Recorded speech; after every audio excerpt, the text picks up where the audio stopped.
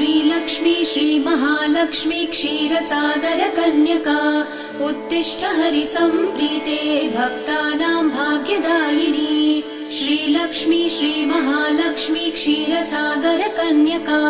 उत्तिष्ठ हरिसम्प्रीते भक्तानां भाग्यदायिनी उत्तिष्ठोत्तिष्ठ श्रीलक्ष्मी विष्णुवक्षस्थलालये उत्तिष्ठ करुणापूर्णे लोकानां शुभदायिनी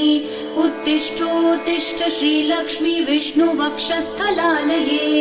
उत्तिष्ठ करुणापूर्णे लोकानां शुभदायिनी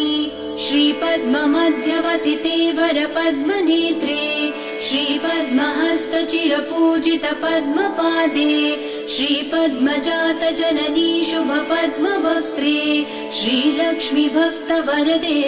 तव सुप्रभातम्।